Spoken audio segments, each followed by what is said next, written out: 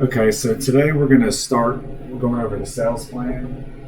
It's one of the objectives of the course is to create a sales plan. So ultimately, what is a sales plan? How we convince our customers or potential customers to buy from us. Right. It's pretty much it's a plan to sell something, right? Pretty much. So within a sales plan, there's a sales process that we have to follow, or that we should follow. It includes a sequence of activities. These activities include prospecting and qualifying, approach, presentation, demonstration, handling objections, closing, and follow-up. Now, obviously, the sequence of the activities can be modified to better match the customer's needs. It doesn't have to necessarily follow this approach, so it can be modified. And the sales process has a direct correlation with that AIDA concept. The AIDA concept stands for attention, interest, desire, and action. Have y'all ever had any of this stuff before, or I've never heard of it before. kind of new? Was it in American studies? If it was, I forgot about it. I figured y'all probably had seen it because I know a lot of the topics we cover in here are kind of stuff you've already seen in some other courses. So more on that AIDA concept.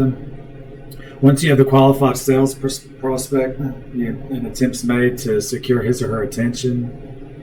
And the presentation and demonstration steps are intended to generate the interest and desire. And then the close of the sale is where the action occurs, obviously, where hopefully we give them a good or service and they give us some money. So we'll go on to the prospecting and qualifying part of it. So prospecting is the process of identifying potential customers.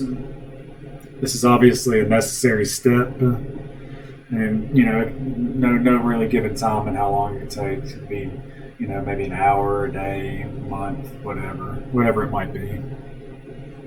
So this ultimately leads about the prospects come from many sources, from previous customers, the internet, other vendors, friends and neighbors, etc. So pretty much the lead can come from pretty much anywhere.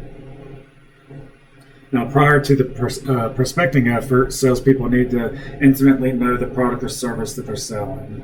Why do we think that this would be important to intimately know that product or service before trying to go and get some prospective clients or customers? I mean, if you have no idea what you're talking about, you're having a hard time convincing your prospective customer to buy from you. Right. I mean, you can't go in there and say, "Hey, man, you really need to buy this movie. Is it a good movie? I don't know. I don't even know what it's called. I mean, but you should watch it. It's great. And obviously, it's like, I guess, shooting darts in the dark, pretty much. So you have to ultimately, if you're trying to sell something, then you need to have a general idea of what it is. So we want to be able to describe the product or service in terms of what it can do for the consumer. So what do we mean by that? What benefits they're going to receive. Right. So pretty much our value proposition for them, like what value it's gonna give them by buying that good or service. We also need a clear understanding of the industry in which they operate. Truly understand the needs and wants of the prospective customers. So why is the industry important here? Why do we not only need to know the product, but also know the industry? You probably need to know why they want to buy from you instead of a competitor, so you need to have some sort of advantage in the industry. Right, because ultimately, the industry is what holds all the competitors. So, we truly, like Evan said, we need to know what's going on with the competitors. That's always a good thing to have a general idea. And obviously, we don't want to totally focus our efforts on the competitors, but it's good to have a general understanding of what's going on with the competitors to know, where we have to kind of target ourselves or what needs to be tailored. So just nice and to know the product and the industry when prospecting for the customer or the client. So qualifying is the process of determining a prospect's needs, income, and purchase authority as a potential customer. Obviously, we all know if someone's a potential customer that they have to be qualified. You know, we can't just because someone is interested doesn't mean that necessarily they're going to be able to actually buy whatever good or service that we're actually selling. So right here, as it says, not all prospects are qualified to make purchase decisions. So what's that mean there? Like if we're dealing with someone that's not qualified to make a decision? Say you go into a company's building and you're talking to somebody and you're trying to convince them to buy the product, but they don't have the authority of that company to make that decision. They would have to go and then talk to their higher up, Right. to get approval. Right. So just pretty much knowing which chain of command person to go to know whether they're even able to make the purchase. Because a lot of times that can be wasted effort if you go to someone that's like new at a company and is just learning the ropes of the company. You know, chances are they're not going to have that authority to make the purchase. You know, so usually you'll want to go to like the purchasing agent of the company or someone that does the purchasing of the inventory, stuff of that nature. So just knowing where to focus your efforts, like when trying to make a sale, especially if you're dealing with a company, you usually want to go with the purchasing department and someone who usually is at the managerial level within that department. So salespeople should be able to conclude whether a prospect is qualified to make a purchase. Obviously, we just got that. And if you come to the conclusion that a prospect does not have authority to make a purchase, and you see no way of actually making the sale come through or come to be, then the best thing you can really do is just move on and go to the next prospect, because ultimately it's just going to be a waste of time. So just good to know, who you're talking to and if they have the authority. Obviously, income's a factor because a lot of times, products can be expensive. So if someone doesn't have the means to actually purchase a product, then that could be a factor as well. So, just pretty much really getting to know them, whether they have the authority, what their means are as far as income and all that. It just all factors into it. Everyone all right so far? All right, next one's approach. It's the salesperson's initial contact with a prospective customer. Now, this is conducted once the qualified prospect has been identified and all relevant information has been obtained. Now, the information that's been obtained is used in a process known as pre-call planning. Pre-call planning is the use of the information collected during the prospecting and qualifying stages of the sales process and during previous contacts. And it's obviously used to tailor the approach and presentation to match the customer's needs. So pretty much just want to find out who they are, what their interests are, and try to find a gooder service that's going to be tailored to their needs here on the approach. So these are some questions when planning your approach that one might consider. One is, who am I approaching? On that regard there, that could be sort of the same thing we just talked about. Is it a manager? Is it someone that's in a position to make the purchase? So just knowing who you're approaching, know what their jobs are within the company. That's another thing. Knowing what maybe they might be in payables, or might be in receivables, and it could be totally irrelevant to talk to them because once again they're not in the purchasing division. Now, what's their level of knowledge about the idea that is going to be presented? So why would that be important to pretty much know what their level of knowledge or understanding is on the good or service before presenting them? Well, if they know a lot about the product going in, you're going to want to skip the basics because time is valuable and you want to explain something that they already know.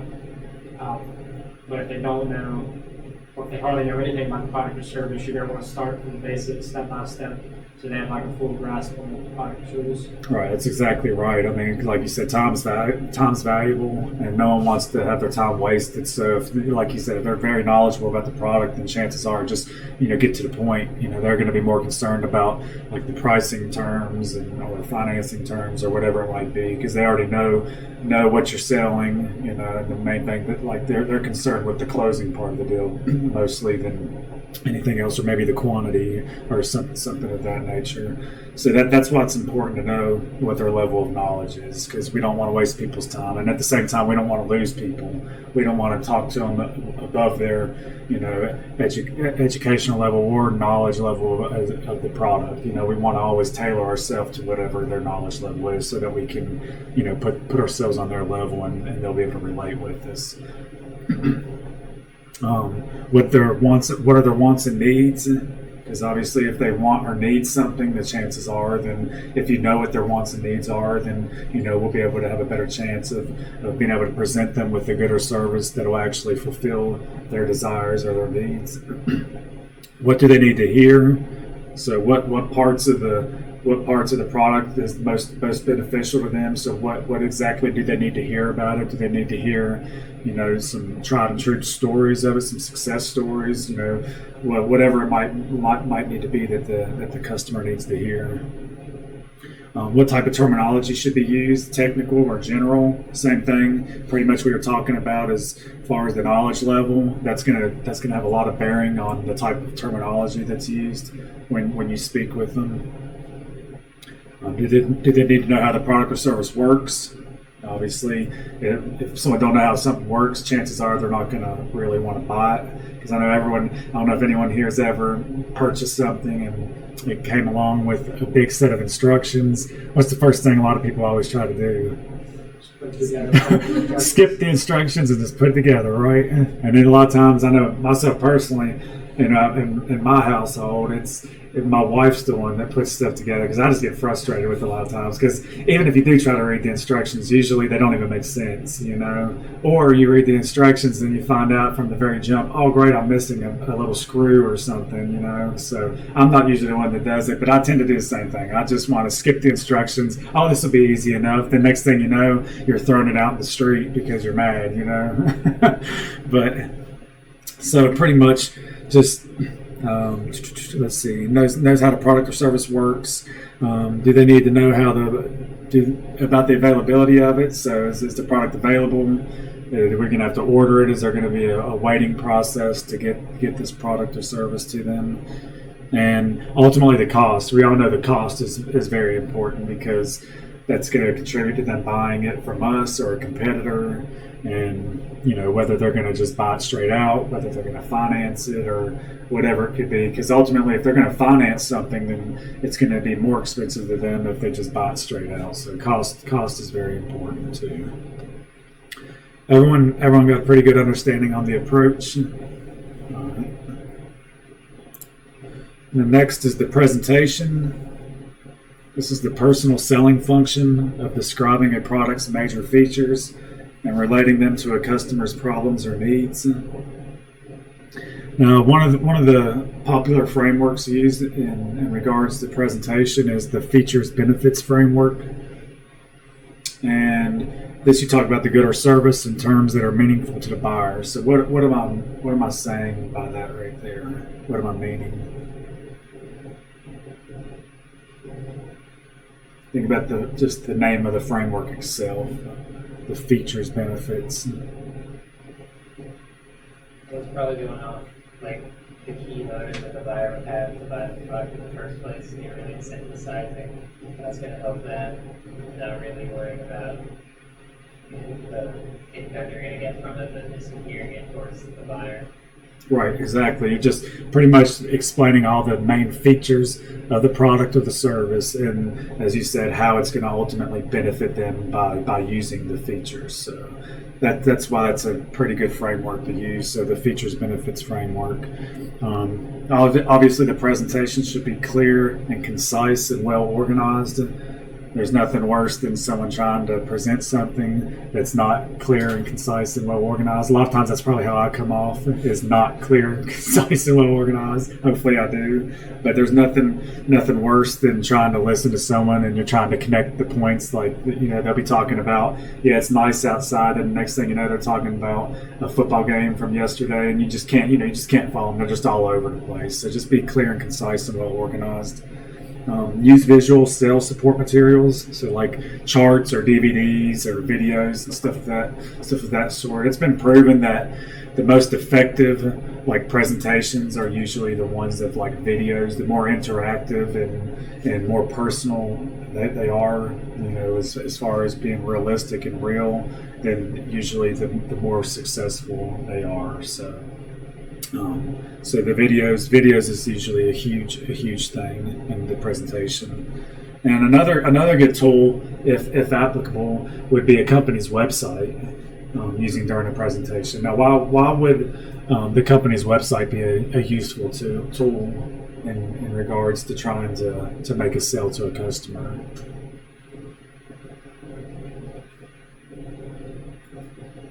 I think A, it would show professionalism, and B, it would, like if you walk them through your website, through your company's website, like if they had problems with the product or service later, they're like informed about where they should go regarding that product or service. Right, absolutely. It definitely makes you look more professional and legit, because, you know, if you have a website, chances are you're legit, you're a professional company. You know, you actually, you know, have a product that's been built up. You have a name brand out there. You actually have a website, so it does help you look more professional. And the same thing you also said was it's true as well about it being able to navigate the site. So a lot of times if someone's not comfortable on a website, they'll get frustrated and leave it. You know, they're not going to waste time trying to search for products or services. Or as we said, maybe they've already purchased something from us, and they'll know how to navigate it in terms of getting help or,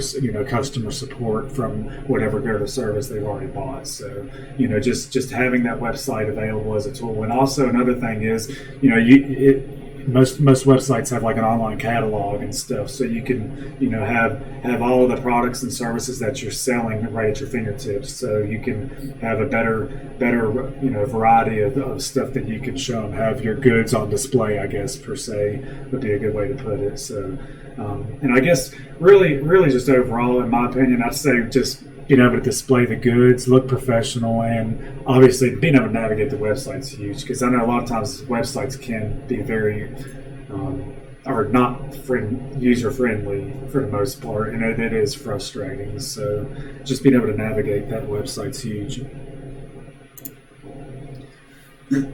So another way of presenting information to the customer is through the use of a cold call.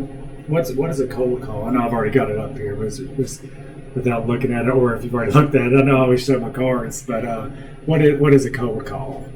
Someone just calls you about and tries to sell you something. You hang up on it usually. Right. Usually you think of telemarketers, right?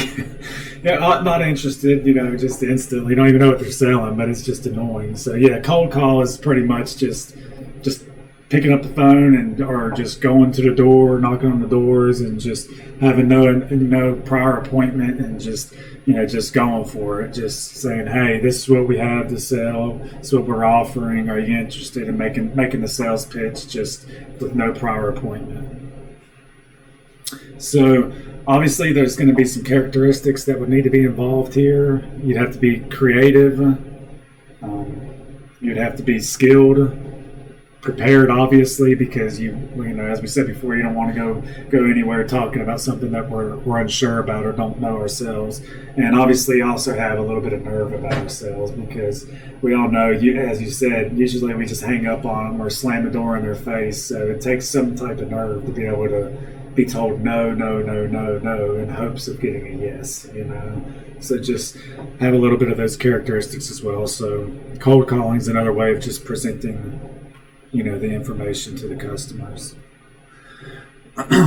Everyone good on the presenting? Okay, next is the demonstration. This is the stage in the selling process where the customer actually has the opportunity to try out the product, and see it firsthand before actually making the purchase. So a good demonstration will gain the customer's attention, keep the customer's interest, be convincing, and stay in the customer's memory.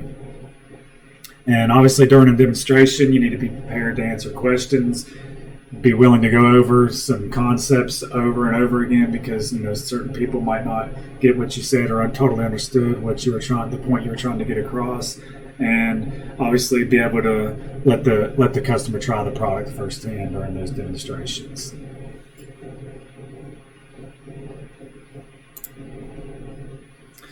Now, unfortunately, whenever we try to make sales, there's always going to be objections. People would just get out of here, not interested. So how do we handle those objections?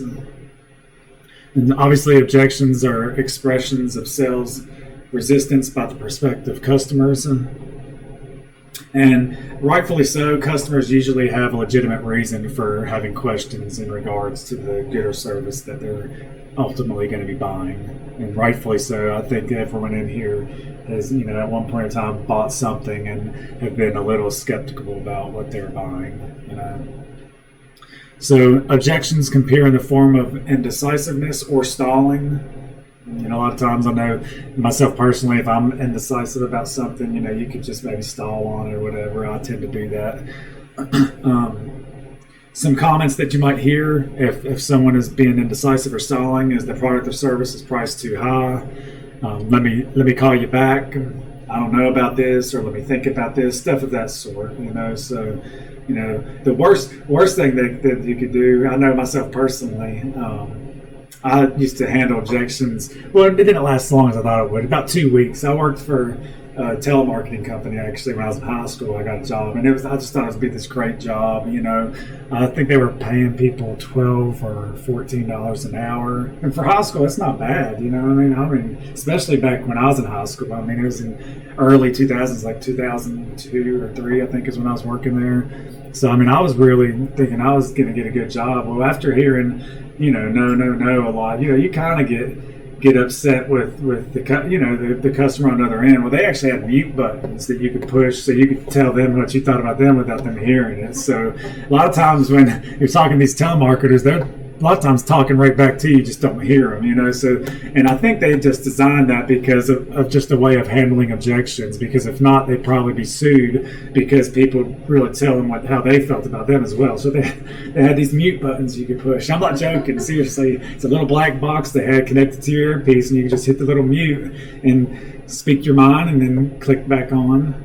You can use your imagination on whatever you're speaking your mind would be to these people. But that's one thing that was there. And I had another thing I was going to say about it. Oh, that's what I was going to say too. Another thing was very frustrating, which would cause you to push that mute button, is sometimes you get people and they know you were a telemarketer and they knew good and well they weren't going to buy anything, and you would actually read off these prompts on the screen, right? So they'd be like, "Oh, really? Tell me more." They'd have you go through the whole spiel, and you're getting excited, like, "Oh man, I'm finally getting a yes," and then at the end they're like, "Ah, sucker," and just hang up on you. So it's just that's bad too, is having someone just lead you on. I mean, that's the worst. I'd rather just be honest, say nope, click, or at least give me the chance to push the mute button on you, But sorry, just figured I'd give you a little bit of insight. Needless to say, one Saturday, then I'll go ahead and finish this. There's a Saturday. I think it's my first Saturday actually working, because I worked 4-hour shifts through the week, and then the Saturdays was like I think it was a 10-hour shift. You had to put 10 hours in on the weekend, so I was going to do it all on a Saturday or Sunday. Well, I think I lasted an hour that day. I just got tired of hitting the mute button and being told no. I just got up and quit. It just wasn't for me. I went back to cutting grass and stuff. So that's my little story about handling objection. It lasted about a week and a half. So let's a little more on handling objections. Sorry, I know y'all probably like, yeah, okay, that was uncalled for. But all right, so respond to objections in a kind manner. Don't be rude or aggressive. So in other words, push the mute button. Okay, don't let them hear what you're really thinking. You can be thinking it, but just don't say it or don't portray it to them. Use the objection as an opportunity to reassure the prospective customer about the product services, the price, the features, the durability, availability, etc. So try to use it as an advantage instead of of a disadvantage. Try to just make that your rebuttal to them saying no, is be nice, and just try to just reaffirm what your ultimate goal is, that what you're trying to sell. If the product's too expensive, suggest a payment plan or a least expensive model. So a lot of times people just, if they say it's too expensive, they'll just give up and say, oh, okay, well, it is pretty expensive. But, just think of different avenues to try to still pull them in, like the least expensive model or the payment plan. If the objections in terms of maybe the competitor is offering this, so why should I go with you? Just then try to focus on what like your highlights of your product is, and then maybe try to focus on what some of the downfalls is of the competitors, So try to just really use that once again to try to just bring them back, to you instead of the competitor. Everyone good on handling objections? Pretty good. If you have a mute button, you are, right? Okay. Closing. So closing is the stage of the personal selling process in which the salesperson asks the customer to make a purchase decision. So at this point, we want to know, are they going to buy it or not? It obviously can be a difficult task. A lot of times it can be hard to close on a deal. You're confident all the way up to it, and then obviously it can be nerve-wracking to try to ultimately ask someone to do something. A good thing to remember is it doesn't have to be a hard sell. Like, hey, do you want this or not? You can make it more of a question to make them feel like they're in control. Don't try to always feel like you're in control. Make them feel like they're in control a little bit of the situation as well, because ultimately they're in total control. They have the decision to buy from you or not buy from you, buy from competitors, or just not buy at all. So ultimately they are in control, but you want to make them feel as though they are at times, and at times you want to be in control as too. It's a nice balance of back and forth, but just instead of just trying to have a hard sell, just giving them or do you want it or not, just ask them in question form, would you like to give the product or service a try, or is it okay if I go ahead and proceed on with this order, something of that nature. So just don't just be so hard up on just trying to close it immediately. And a lot of times too, say you don't close a sale, that doesn't mean necessarily that you still can't close a sale just because you didn't do it at that specific point in time. You can always follow up with them, just saying, hey, I know you weren't interested this time, just letting you know we still have, our goods or service. If you change your mind, we're here, just reach out to them if it isn't a success. But even, let's see. All right, sorry, I got a little confused here. So some methods of closing could consist of addressing the prospect's major concern about a purchase and then offering a convincing argument. So what do I mean by that right there, about addressing the prospect's major concern and then offering a convincing argument? What would be a good example of that? So say for example they say that your price is more expensive than a competitor's price. You can be like, yes, our price is more expensive. However, we feel as if our product provides more quality, more bang for the buck than the competitors, and then highlight points A, B, C on your product. Exactly. So to expand on exactly what you're saying, just an example of exactly what you just said is, say, for example, we're in the business of selling like air conditionings or heaters for households. And say we're selling geothermal units as opposed to just your standard HVAC or whatever it might be. Yeah, they are priced a lot more expensive. It's more of a premium product as opposed to the normal selling HVACs, this normal systems in the house. But in the end, you're paying more up front. But the geothermal, for one, you'll get a tax break when you do your taxes because it's environmental. You're going to get the tax break for it because it's based off, saving the environment, how the government will give you the tax break. So there's an incentive there, and plus, once you've paid for it, it's a lot cheaper to actually run the unit as well. So in the long haul, it'll save you. So exactly what you just said. Yeah, our price is high, but this is why the price is high. This is what it can do for you. So that's what we mean by assessing the prospect's major concerns about the product, and then ultimately offering a convincing argument as to why it can take care of that major concern. We want to present choices for the prospect in which either alternative represents a sale. What's an example of that right there? Like you said, maybe like you can offer something cheaper if it's too expensive for them. Right. That's an example. It could be, like you said, in terms of pricing difference. It could be maybe a same type of product, just a tier lower. So that's a good example. What's another good example? Same thought process that you're on, but let's say maybe not in terms of price. What's another thing? Like maybe just think of it as like a shirt. Like maybe one shirt's red, one's green. I'm like, wow, yeah, that red's good. The green would look good on you too. So either way you go, maybe even if it's not about price is definitely a factor. But even if it's just something as simple as just a color of something, just ultimately, either way, it's going to lead to a sale. Maybe a sell both of them. If you're talking about the shirt, maybe they'll buy both shirts. If you're talking about lower price, maybe they'll buy both items, 2 items as opposed to one, because they're ultimately going to spend the same as they would for that one, premium product. Instead, they'll have 2 lesser of a level of a product. So does that make sense there? Advising the buyer that the product or service is about to go up in price or be discontinued.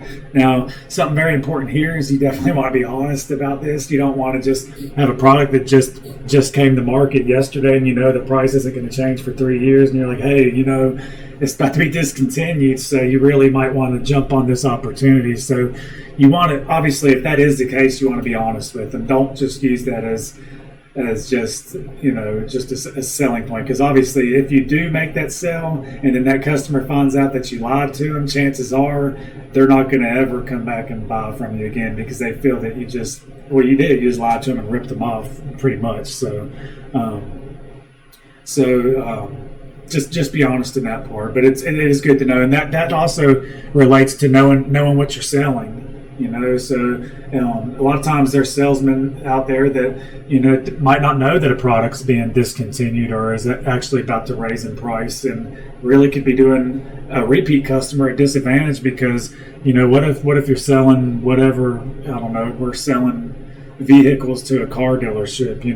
If maybe the vehicle is going to be discontinued and there's only 10 left. They might have bought all 10 of them instead of just 1 or 2 at that point, because maybe they move those products or those vehicles quick off their lot. So that's just another important factor of why it's good to actually know your product, and not only know your product but know the characteristics of it. Know if it is going out of style, or if it's going out of stock, or whatever it might be. Another thing is just to remain silent and just let the customer make their mind up on what you've already presented them, like just based upon the information that you've previously presented to them. So just be quiet and let them do their own thing. You could also offer an extra incentive to motivate the buyer, such as a quantity discount, a low interest payment plan, or an extended service contract. So these are all ways that we could also, if they're indifferent on the purchase, say, hey, well, let me just throw in a 5-year service plan with that as well, or let me knock that interest rate down by 0.5% for you, so it'll help you on some financing terms. Everyone good on closing? All right, now the last part is the follow-up. This is the post-sale activities that often determine whether an individual who has made a recent purchase will become a repeat customer. Obviously, this helps strengthen the relationship that you're trying to build with the customer. So, obviously, we know follow-up's huge, because ultimately, sometimes the best form of advertising, we've talked about a lot, is the word of mouth. It's ultimately free advertising, but it's really not, because you're just really doing your job well. And in order to do your job well, it takes time and effort and money. So it's really not free, but in essence it is, because you've created that free word of mouth, and it trickles. It's got a compounding effect. They tell someone else, and then before you know it, a lot of people know what's going on. So follow-up is a huge step here, because we want to make sure that customer is serviced beyond the sale. We want to make sure everything is going well beyond the sale. Some common techniques used to follow up with these customers: online greetings, information folders about what's going on within the company or what's new with the company, holiday cards, phone calls, or emails. So just different channels or different ways of actually following up with these customers. And obviously, at the very least, the customer should at least be contacted to see if they're happy with whatever they've purchased. So I believe that is it. So that is it for the sales plan and the process of the sales plan. Does everyone seem pretty clear on it? Seem pretty straightforward? Does it make sense to everybody? So pretty much throughout that sales process, all these steps right here with the AIDA concept here, pretty much that's the whole reasoning behind that process is within you're using those steps to get their attention, their interest, and desire, and ultimately to get them to act upon something. So that's the whole scope of really what's going on with the sales plan here. So everyone all right on that?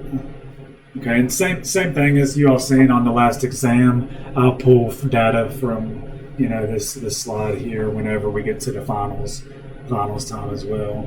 And I haven't totally made my mind up yet, and I should know by Wednesday if we're actually going to create a sales plan in here.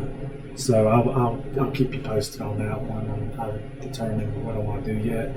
So Wednesday we're gonna probably go through Wednesday and talk about maintaining the sales plan. I believe is where we're moving from there.